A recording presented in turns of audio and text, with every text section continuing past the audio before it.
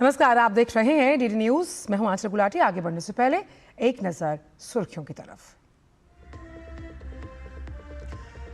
Trump और Zelensky की white house में हुई मुलाकात। रूस यूक्रेन जंग रोकने के लिए पुतिन के साथ मुलाकात को तैयार जेलेंस्की। वहीं ट्रंप ने पुतिन से बातचीत के बाद त्रिपक्षीय वार्ता के दिए संकेत।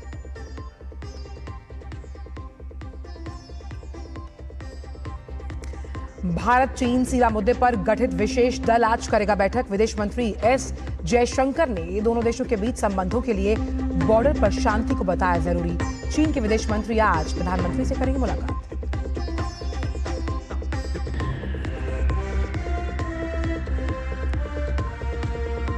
लोकसभा में आज भारतीय प्रबंधन संस्थान संशोधन विधेयक 2025 पर चर्चा और पारित कराने के लिए सूचीबद्ध।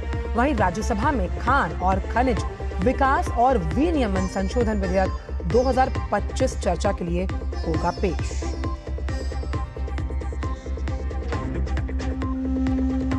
मुंबई को भारी बारिश से अभी नहीं मिलेगी राहत। आईएमडी ने जारी किया रेड अलर्ट। सभी स्कूल और कॉलेज बंद। वहीं जम्मू में भी भारी बारिश की चेतावनी की वजह से स्कूल कॉलेज बंद।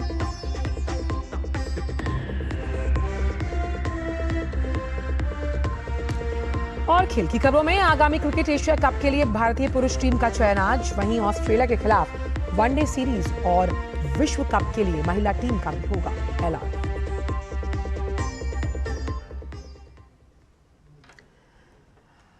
भाई जानते हैं सभी खबरों को विस्तार के साथ। अमेरिकी राष्ट्रपति डोनाल्ड ट्रंप ने व्हाइट हाउस में यूक्रेन के राष्ट्रपति व्लादिमीर जेलेंस्की से मुलाकात की। रूस यूक्रेन संघर्ष को समाप्त करने की दिशा में हुई इस बैठक को कूटनीतिक प्रयासों की अहम कड़ी माना जा रहा है। जेलेंस्की के साथ एक संयुक्त प्रेस वार्ता में ट्रंप ने दावा किया कि ये युद्ध जल्द ही खत्म होगा, क्योंकि उनके अनुसार पुतिन और जेलेंस्की दोनों ही इसे समाप्त करना चाहते हैं। मुलाकात के दौरान जेलेंस्की ने सुरक्षा गारंटी पर ट्रंप की रुख की सराहना की और कहा कि यूक्रेन रूस संघर्ष के दौरान इसे खत्म करने की दिशा में ट्रंप निर्णायक भूमिका में है। वहीं अमेरिका के राष्ट्रपति डोनाल्ड ट्रंप ने इस बैठक की सराहना की है। ट्रंप ने कहा कि जब त्रिपक्षीय बैठक होगी तो निश्चित तौर पर रूसी राष्ट्रपति पुतिन कोई सार्थक कदम उठाएंगे जो प्रभावित लोगों के लिए लाभदायक होगा। रूस के राष्ट्रपति पुतिन और यूक्रेनी राष्ट्रपति जेलेंस्की के बीच शांति बैठक होने की उम्मीद नजर आ रही है। ये बातचीत अमेरिका के राष्ट्रपति डोनाल्ड ट्रंप और यूरोपीय नेताओं के बीच हुई बातचीत के बाद सामने आई, जिसमें यूक्रेन के लिए दीर्घकालिक सुरक्षा गारंटी का मुख्य मुद्दा प्रमुख रहा। इस दौरान ट्रंप ने रूस के राष्ट्रपति पुतिन से फोन पर बात की। इस शांति वार्ता की दिशा में प्रगति की संभावना बढ़ गई है। पिछले हफ्ते ही ट्रंप और पुतिन के बीच बैठक अलास्का में हुई थी। पुतिन और जेलेंस्की के बीच अगर बैठक होती है तो रूस और यूक्रेन के नेताओं के बीच उस समय के बाद ये पहली मुलाकात होगी जब रूस ने करीब 3.5 साल पहले यूक्रेन पर हमला किया था।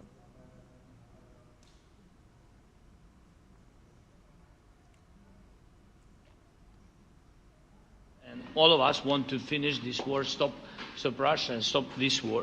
We spoke about it and we will speak more about security guarantees. This is very important that the United States gives such strong signal and is ready for security guarantees. I think you'll see that President Putin really would like to do something else. I think when we set that up, when we do, I think it's going to be when, not if. I think you're going to see some really positive moves. I know there's over 1,000 prisoners, and I know they're going to release them. Maybe they're going to release them very soon, like immediately, which I think is great. But we're going to set that up today after this meeting. So very good and great remarks. I appreciate it. Bharat के दौरे पर आए चीन के विदेश मंत्री वांग यी आज प्रधानमंत्री से मुलाकात करेंगे। साथ ही भारत चीन सीमा मुद्दे पर गठित विशेष दल की आज बैठक भी होगी। इससे पहले विदेश मंत्री डॉक्टर एस जयशंकर ने अपनी चीनी समकक्ष वांग यी के साथ द्विपक्षीय वार्ता की। दोनों देशों के बीच द्विपक्षीय संबंधों को और मजबूत करने पर विस्तृत रूप से चर्चा हुई। भारत और चीन के रिश्तों को आगे बढ़ाने के लिए बैठक में जोर दिया गया। बैठक में 3 मूलभूत सिद्धांत पारस्परिक सम्मान, पारस्परिक संवेदनशीलता और पारस्परिक हित पर फोकस किया गया। दोनों देशों ने हाल ही के वर्षों में संबंधों में आए उतार चढ़ाव को ध्यान में रखते हुए स्पष्ट, ईमानदार और रचनात्मक दृष्टिकोण अपनाने पर जोर दिया।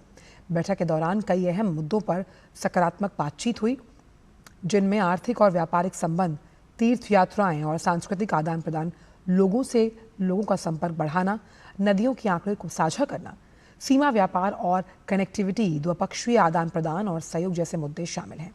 इनके साथ ही दोनों देशों ने विश्वास जताया कि आज ये चर्चा भारत और चीन के बीच एक स्थिर, सहयोगी और भविष्य उन्मुख संबंध बनाने में अहम योगदान देगी। विदेश मंत्री एस जयशंकर ने कहा कि आतंकवाद के सभी रूपों और अभिव्यक्तियों के खिलाफ लड़ाई एक और प्रमुख प्राथमिकता में शामिल है।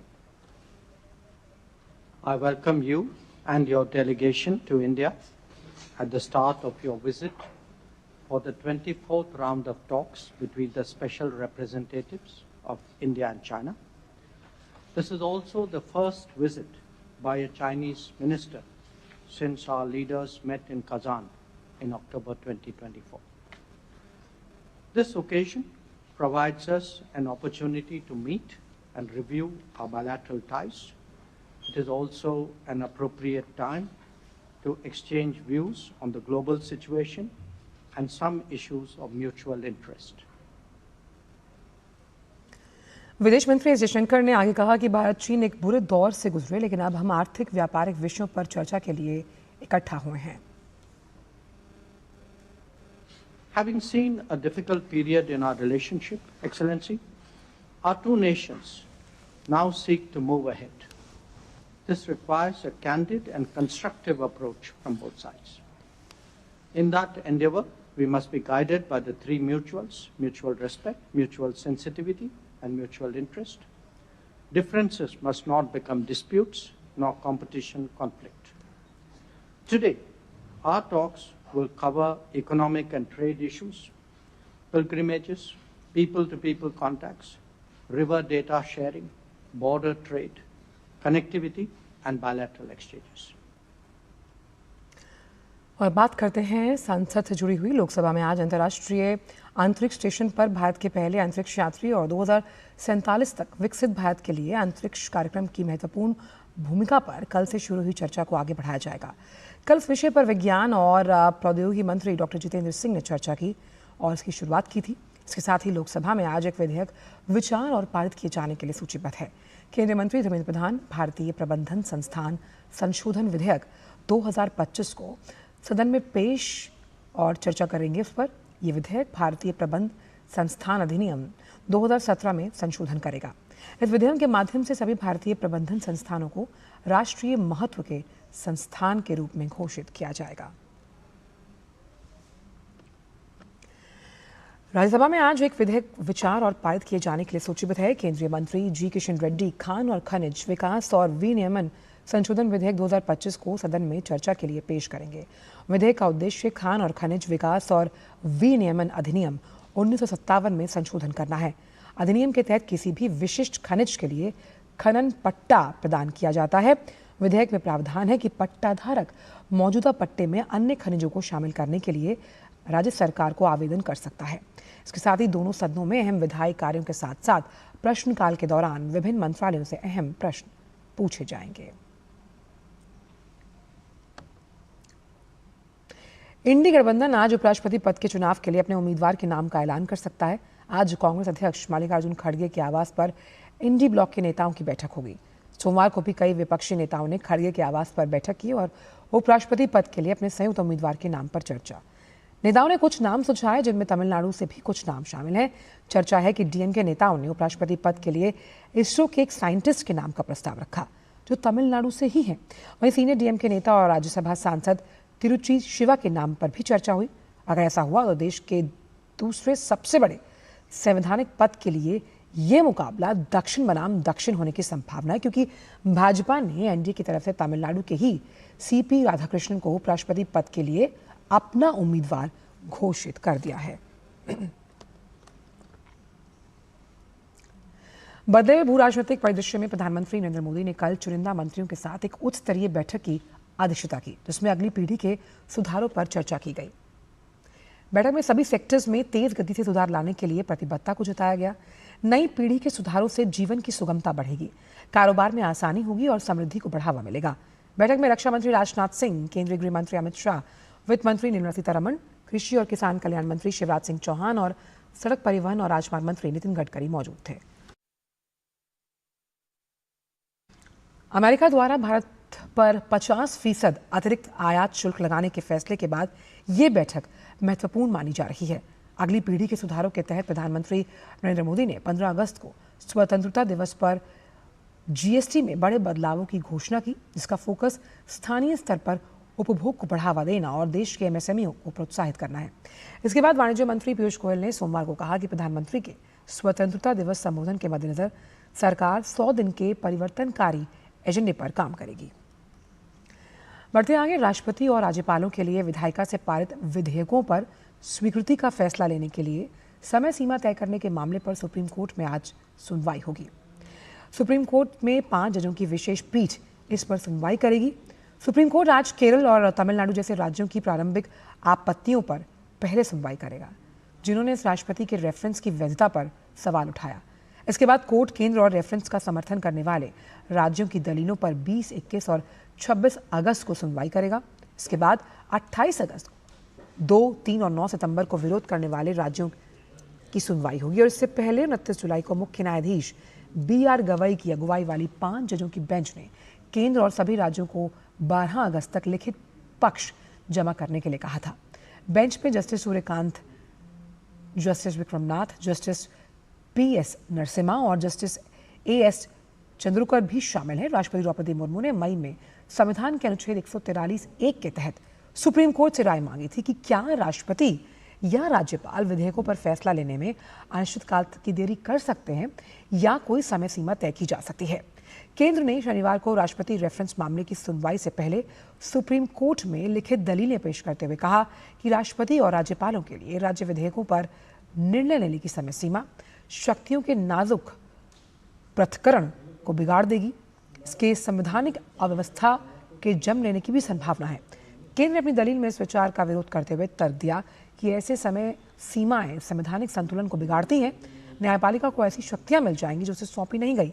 केंद्र का यह भी कहना है कि अनुच्छेद 200 और 201 में जानबूझकर कोई समय सीमा नहीं दी गई। समय सीमाएं लागू करना संविधान की व्याख्या के जरिए संशोधन करने के समान होगा। केंद्र का कहना है कि अनुच्छेद 200 और 201 में जानबूझकर कोई समय सीमा लागू करने का संविधान की व्याख्या के जरिए कोई संशोधन करने के समान होगा, यानी कि संविधान के मूल रूप में ऐसा है ही नहीं। और केंद्र ने सहमति प्रदान करने में राज्यपाल और राष्ट्रपति की भूमिका को पूर्ण और गैर न्याय संगत बताया, जो न्यायिक समय सीमा के दायरे से बाहर है। पहाड़ों से मैदानों तक मानसून सक्रिय और बारिश का दौर जारी है। मौसम विभाग के मुताबिक दिल्ली में 22 और 23 अगस्त को बारिश होने की संभावना है। पंजाब, हरियाणा और चंडीगढ़ में आज से 23 अगस्त को भारी बारिश होने की संभावना है। आज से 20 अगस्त तक गुजरात में भी बहुत भारी बारिश होने की संभावना है। झारखंड में भी 21 से 24 अगस्त तक बारिश होने की संभावना जताई गई है। इसी तरह बिहार में भी 22 अगस्त को बहुत भारी बारिश की संभावना है। बात अगर पहाड़ी इलाकों की जाए तो यहाँ जम्मू कश्मीर, लद्दाख, गिलगिट, बाल्टिस्तान और मुजफ्फराबाद में भारी बारिश का अनुमान जताया गया है। हिमाचल प्रदेश में 21 से 23 अगस्त तक बारिश हो सकती है। अगले 7 दिनों में उत्तराखंड में भी बारिश का अनुमान जताया गया। बंगाल की खाड़ी के ऊपर बने कम दबाव वाले क्षेत्र के कारण मौसम में बदलाव नजर आ रहा है। मौसम विभाग के अनुसार आज कोंकण, गोवा और तटीय कर्नाटक में बहुत भारी बारिश की संभावना है। अगले 5 दिनों तक तमिलनाडु, तटीय आंध्र प्रदेश, यानम और तेलंगाना में कई जगहों पर हल्की से मध्यम बारिश के साथ गरज और बिजली गिरने की भी संभावना जताई गई है।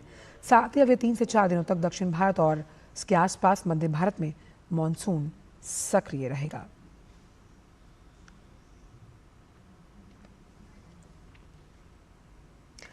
बात मुंबई की, जहां महाराष्ट्र में कई इलाकों में भारी बारिश की वजह से जनजीवन अस्त व्यस्त हो गया।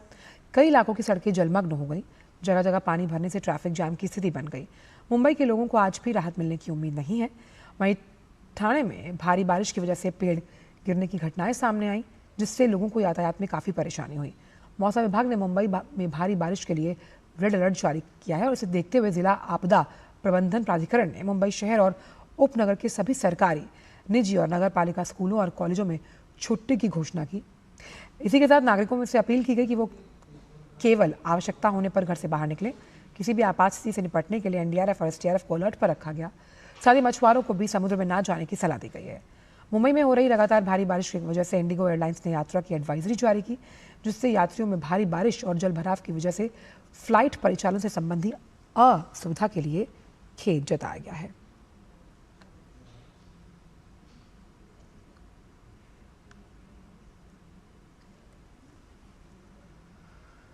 देश के राज्यों में भारी बारिश और बाढ़ से कहर बरपाया हुआ है, जिसकी वजह से आम जनजीवन बुरी तरह अस्त व्यस्त है। जम्मू कश्मीर से लेकर ओडिशा और उत्तर प्रदेश तक नदियां उफान पर हैं। रिहायशी इलाकों जो हैं वो पानी में डूबते हुए नजर आए। जम्मू कश्मीर के राजौरी और पुंछ में नदियां खतरे के निशान से ऊपर बह रही हैं, जिसके चलते हाई अलर्ट जारी किया गया। वहीं ओडिशा के मलकानगिरी में NH 326 पर बने पोटेरू पुल डूबने से यातायात पूरी तरह ठप हुआ। उत्तर प्रदेश के कन्नौज और मुरादाबाद में भी गंगा का जलस्तर बढ़ने से सैकड़ों गांव बाढ़ की चपेट में हैं और लोगों को घर छोड़ने पर मजबूर होना पड़ा। हालांकि स्थानीय प्रशासन द्वारा बचाव कार्य और राहत सामग्री पहुंचाने का काम जारी है, लेकिन लगातार हो रही बारिश की वजह से स्थिति और गंभीर बनी हुई है।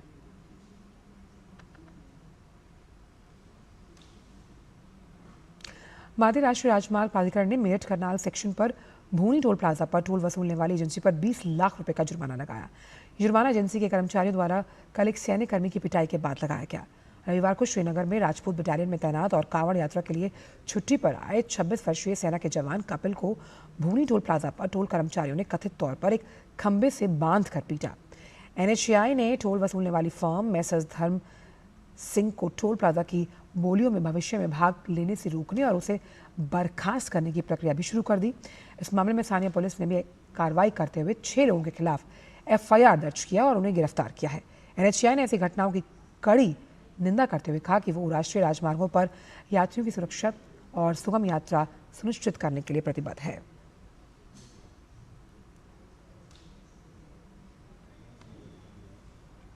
वक्त एक छोटी सी ब्रेक का है। ये गोलदाने खजाने हैं स्वाद के। नागौर की इसी बेहतरीन सरसों से निकलता है MDH कच्ची घानी सरसों का तेल। सिर्फ झांझ ही नहीं, स्वाद भी।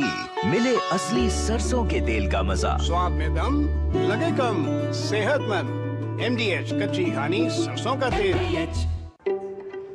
एक मिनट क्या हुआ? अभी से इतना खर्चा करोगे तो मेरी पढ़ाई का क्या करोगे? तुमने पहले लाइफ इंश्योरेंस का चाइल्ड प्लान सोच रखा है, इसके लिए। सपनों को रखो सुरक्षित चाइल्ड प्लान के साथ। सबसे पहले लाइफ इंश्योरेंस। हो गया इंतजाम। किसका? गुड्डी की फीस का। दिखा। 20,000 का लोन तुरंत। पता है कौन दे रहा है, ब्याज कितना है? लोन विनियमित संस्थानों से ही लें और कर्ज उतना जितनी जरूरत, वो भी जांच कर। हो गया इंतजाम। पगार एडवांस में भेजिए। RBI कहता है सही वित्तीय बर्ताव करे आपका बचाव। ब्रेक के बाद सभी का स्वागत। CII ने भारत में हाई स्पीड रेल कॉरिडोर के निर्माण विषय पर एक नई दिल्ली में एक गोलमेज सम्मेलन का आयोजन किया, जिसमें देश के कई जाने माने रेल विशेषज्ञ जो हैं उन्होंने विचार साझा किए। आइए आपको दिखाते हैं। तेजी से विकास करती भारतीय अर्थव्यवस्था को सुदृढ़ करने, यातायात और माल ढुलाई को आसान बनाने के लिए देश में हाई स्पीड रेल कॉरिडोर के निर्माण पर लगातार काम हो रहा है। नई दिल्ली में CII ने भारत में हाई स्पीड रेल कॉरिडोर के निर्माण विषय पर एक गोलमेज सम्मेलन का आयोजन किया, जिसमें देश के जाने माने रेल विशेषज्ञों ने अपने विचार साझा किए। भारत में हाई स्पीड रेल कॉरिडोर विकसित करने से जुड़े एक शोध को प्रस्तुत किया गया। ये रिसर्च भारत में दिल्ली अमृतसर, दिल्ली अहमदाबाद, दिल्ली कोलकाता, मुंबई और चेन्नई के बीच 4 बड़े और प्रभावी हाई स्पीड रेल कॉरिडोर के निर्माण पर बल देती है। High speed rail is one of the subjects that has the power and the potential of very strong national level impact, not just in transportation but as a society. इससे न सिर्फ समय और पैसे की बचत होगी, बल्कि यातायात और रोजगार भी सुलभ होगा। आत्मनिर्भर भारत की दिशा में स्वदेशी तकनीक को बढ़ावा देने पर भी ये रिसर्च प्रकाश डालती है। रिसर्च कहती है कि कॉरिडोर सवारियों की संख्या और राजस्व में इजाफा कर सकते हैं। the government has already decided that up to 250 kilometers speed rolling stock we are going to indigenously develop, even for the Mumbai-Ahmedabad corridor, while the 320 or 350 kilometer rolling stock is what we expect to get from Japan. So that's a good start. And I think with a lot more focus on indigenization, our ability to be Atmanirbhar in developing the other corridors would happen. वर्तमान में Mumbai Ahmedabad high speed rail corridor निर्माणाधीन है, जो 350 kilometre प्रति घंटे की अधिकतम गति से चलने में सक्षम होगी। इसके अलावा भविष्य में भी 6 और हाई स्पीड रेल कॉरिडोर बनाने की दिशा में काम किया जा रहा है। Chandrashekhar, DD news. आरएसएस के सर संचालक डॉक्टर मोहन भागवत ने कहा कि एक समर्पित कार्यकर्ता की पहचान उपाधियों, धन या सार्वजनिक प्रशंसा से नहीं, बल्कि आंतरिक अनुशासन, विनम्रता और व्यापक हित के प्रति निरंतर प्रतिबद्धता से होती है। डॉक्टर भागवत ने कल नई दिल्ली में स्वर्गीय रमेश प्रकाश के जीवन और योगदान पर आधारित पुस्तक तन समर्पित मन समर्पित के विमोचन के मौके पर ये बात कही। पुस्तक में रमेश जी के संघर्षपूर्ण समर्पणमय जीवन, राष्ट्र सेवा के प्रति उनकी निष्ठा और संघ कार्यों में उनके योगदान को विस्तार पूर्वक प्रस्तुत किया गया। इस महत्वपूर्ण अवसर पर दिल्ली के मुख्यमंत्री रेखा गुप्ता और सामाजिक और राजनीतिक क्षेत्र की कई प्रमुख हस्तियां उपस्थित रहीं।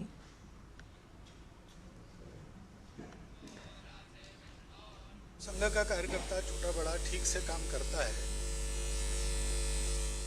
वो उस कार्य क्षेत्र के सब लोगों के बारे में जानता है और सब लोग उसके बारे में जानते हैं, क्योंकि ये जो अनुबंध बनता है, संबंध बनता है, जिसके कारण बताया मोनी जी ने कि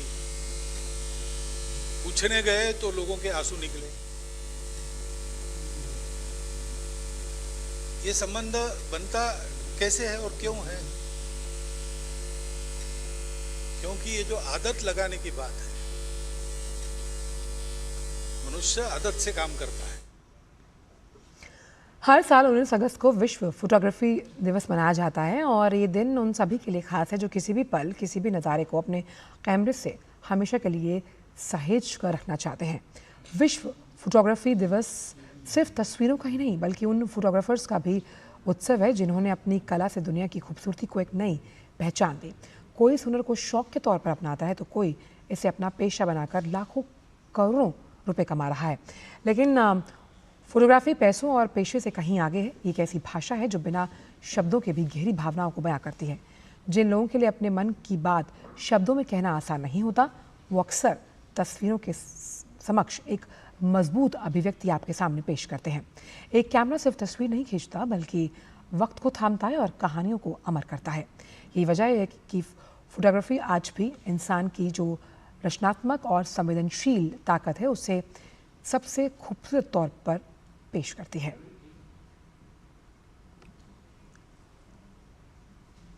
बात क्रिकेट की। क्रिकेट एशिया कप के लिए टीम इंडिया का ऐलान आज होगा। एशिया कप 9 सितंबर से यूएई में खेला जाएगा। भारतीय चयनकर्ताओं के लिए एशिया कप का दल चुनना किसी कठिन इम्तिहान से कम नहीं। दावेदारों की लंबी फहरिस्त के बीच जगह सीमित है, जिसमें चयन काफ़ी मुश्किल हो गया। सबसे बड़ा सवाल यही है कि किन खिलाड़ियों को अंतिम 15 में मौका मिलेगा, किन्हें बाहर रखना होगा। चयनकर्ताओं के सामने 4 से 5 ऐसे नाम हैं जिन पर फैसला लेना आसान नहीं होगा।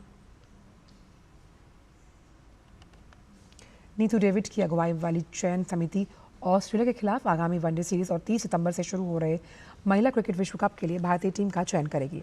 भारतीय टीम का हालिया प्रदर्शन शानदार रहा। टीम ने श्रीलंका में त्रिकोणीय सीरीज जीती और फिर इंग्लैंड सीरीज में को अपने नाम किया।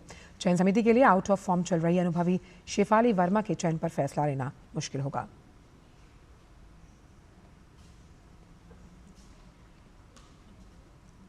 खेलों को देश में नया आयाम देने में प्रसार भारती की भूमिका हरदम खास रहती है और अब एक और नई पहल सामने आई। ये प्रयास है क्रिकेट के खेल से जुड़ी क्रिकेट की बात क्रिकेटर्स के साथ हर खिलाड़ी से जुड़ी छोटी बड़ी बातों को समेटकर the grand Indian cricket show बहुत जल्द आकाशवाणी सहित दूरदर्शन के विभिन्न प्लेटफॉर्म्स पर सामने होगा।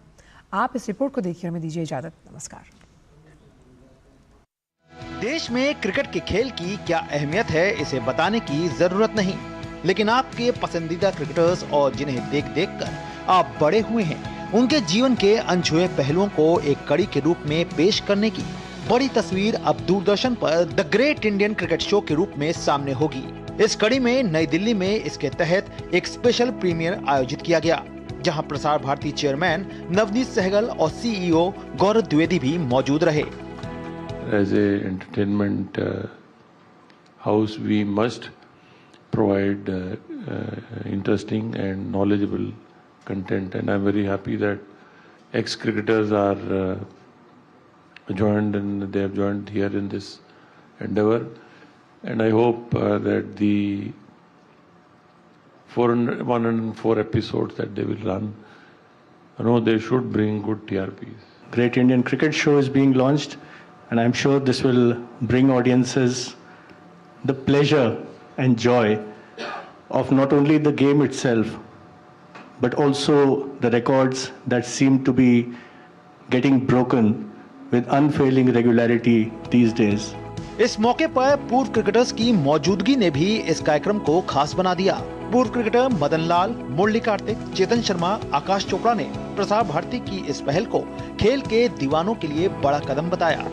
खिलाड़ी वो हैं जो जिनके ऊपर ये बीती है या जिन्होंने बहुत करीब से उस इवेंट को देखा है, वो हैं जिन्होंने इसको कवर किया है। अगर आप कुछ जर्नलिस्टिक पॉइंट ऑफ व्यू से देखें तो कोशिश है कि उस प्रकार के एक शो की तैयारी की जाए जिसमें ये सभी पहलू जो हैं उनको कवर किया जाए। क्रिकविज के सहयोग से दूरदर्शन पर the great Indian cricket show के 104 एपिसोड प्रसारित किए जाएंगे, जो आकाशवाणी सहित डीडी स्पोर्ट्स, प्रसार भारती के डिजिटल प्लेटफॉर्म और ओटीटी प्लेटफॉर्म वेव्स पर भी प्रसारित होगा।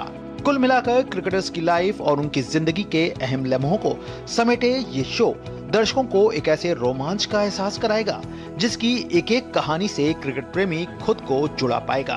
तैयार हो जाइए क्रिकेट के इस दमदार शो के लिए, क्योंकि इस प्लेटफॉर्म पर आपको हर कुछ एक नया एहसास कराएगा। क्रिकेट की बातें होंगी, क्रिकेटर्स की बातें होंगी और यहाँ तक कि उनकी क्या कुछ रणनीतियाँ रहीं मैच में जाने से पहले, क्या कुछ उनके अंदर ख्यालात रहे एक दूसरे के प्रति, इस सब का खुलासा इस शो के अंदर सामने देखने को मिलेगा। कैमरामैन पीयूष के साथ मैं गौरव कुमार, डीडी न्यूज़, दिल्ली।